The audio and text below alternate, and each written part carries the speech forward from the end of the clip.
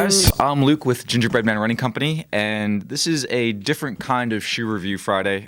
Instead of what we normally do, taking one shoe and kind of breaking it down to all the tech that's in the shoe, we're going to look at some questions that we've gotten as far as whenever I say what is a support shoe versus what is a neutral shoe, the difference is as far as what you as a consumer need to know whenever you're going to a run specialty shop or a shoe store looking for a specific kind of shoe for your gait. Here at the Gingerbread, we do a gait analysis with every purchase. It's free. It's what we do to kind of help kind of limit injuries and keep you running injury-free. And obviously, at the end of the day, it's your decision on what shoe to go with, but we try and guide people based on their biomechanics to help make a decision that will work with their feet as opposed to just picking blindly based on color or what some idiot on a shoe review YouTube show tells you to go with. So with that being said, we're going to break it down. The first thing to know is when we say the word pronation, basically what we're talking about is the way your ankle moves when it hits the ground. A little bit of pronation is whenever your foot rolls to the inside. And again, your hand's just like your foot, but I apologize because I don't really want to take my shoes off on camera. But when your ankle hits the ground, if it rolls to the inside, if your arch collapses and that talus bone rolls to the inside, or talus, if your talus bone rolls to the inside, that's called pronation. It's like the shocks in a car. A little bit of give is okay. It's how your body absorbs the impact whenever you come down. The problem is that you can overpronate, and I forget the exact number, but it's about 12 to 15 degrees of pronation before your foot tends to kind of roll in too much. That's when your tibia has to rotate to meet the navicular bone, to meet the talus, to kind of roll to the inside, and that causes your shin and your tibia to rotate medially, basically throwing off the entire alignment from the floor up. A lot of issues with shin splints, posterior tibial tendonitis, medial knee pain, things like that can be caused by having not enough support. If your feet don't roll in, if they stay rather flat or roll to the outside, that's called neutral or supination or underpronate. A lot of different words all just mean the same thing. That's when we put you more in a neutral shoe. Those shoes are less corrective and more just designed to let your foot what it naturally does and just provide some cushioning to it. We'll start talking about the neutral shoes first because they're the most easiest to make. They're the simplest. They don't have a lot of corrective components that can be done in a myriad of different ways. They are done with basically just one type of foam, designed as far as more of a cushioning shoe to absorb the forces and let your foot rotate naturally. An example of one of a very neutral shoe. This is the new Cloud X. It actually just came out. So this is not the Cloud X Gen 1. This is the Gen 2, and we'll talk about this in a future review. But basically, I grabbed this one just to show you that there's a lot of flexibility to this shoe.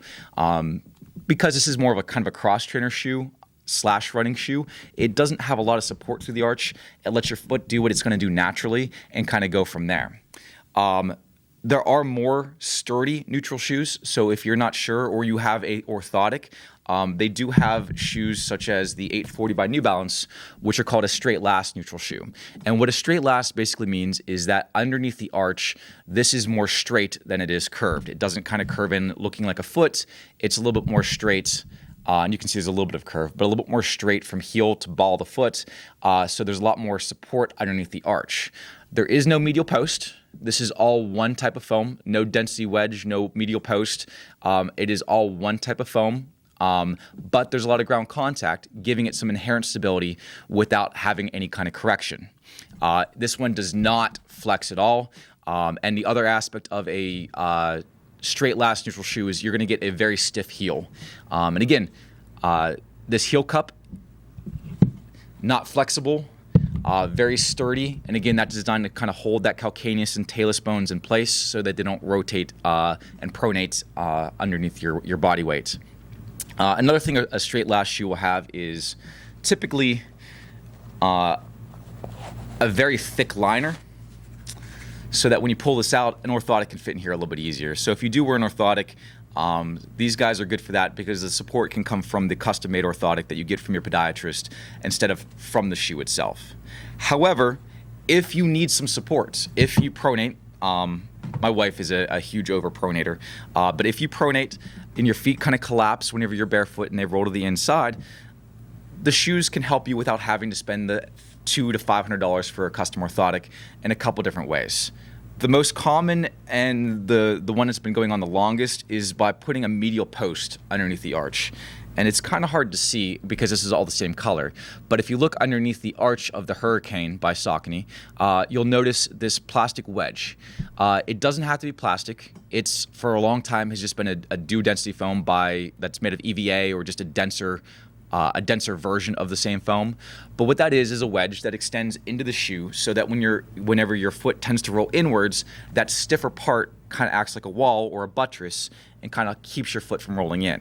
It works pretty simple and it does a good job. It is a little bit more complicated because there are different ranges of stability. And for example, if you don't need supports and you're putting a shoe that's too supportive, it can overcorrect, throwing you into under pronation, or supination is the correct word, when you roll to the outside or lateral side of your foot. And that can really mess up your IT band. You're more likely to get stress fractures, hip bursitis, a lot of issues on the lateral side of your body, because it's going to make you basically run or walk like a cowgirl on the outside of your feet there.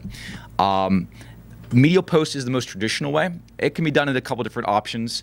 Mizuno uses their wave plate. If you remember our Inspire video, we showed you the amplitude of the wave on the outside.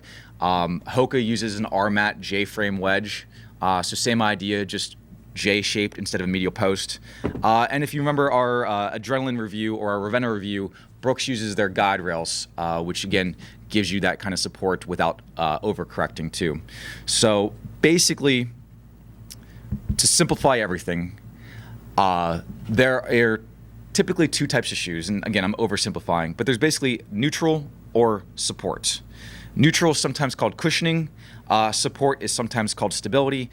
But basically, we look at the way your feet move and try and match you with the right type of correction, depending on orthotics, biomechanics, what you like, arch height. But there goes a lot more into it than just looking at your foot. And your arch only has about 50% correlation, according to Jeff Van Horn, to your actual pronation. So it doesn't always match up. So you can have flat arches and still need a neutral shoe, and vice versa. You can have very high arches but need a more supportive shoe. So that's why we don't always just look at, oh, you have flat feet. It's more of what your foot does in a dynamic motion, not just standing on a board that measures your mood ring of your feet. So that's why we use more of a dynamic gait analysis than anything else. But again, I realize I'm oversimplifying things to make it into a short, easy to swallow YouTube video. So if you have any further questions or comments, I encourage you to reach out to us. Or, I'm not gonna lie, we're not the only store that does this. Chances are there's a local running store in your community that does something very similar. So if you ask them questions whenever you're getting fit for your next pair of shoes, support local. It doesn't have to be us, but I guarantee there's somebody out there that can kind of help you find the right shoes if you're willing to take the time to look. Anything I'm forgetting, Zach? Thanks, Brandon. Thanks, Brandon. Congratulations on your wedding. That's coming up this weekend, or rather August 1st. You get the idea. By the time this video comes out, it'll be this weekend. We'll see you soon. And thanks for the music. If you haven't heard him yet, check it out. It's thatpainfulmusic.com. Pretty talented guy that does music on the side of his teaching gig. But miss you, love you, kisses, bye.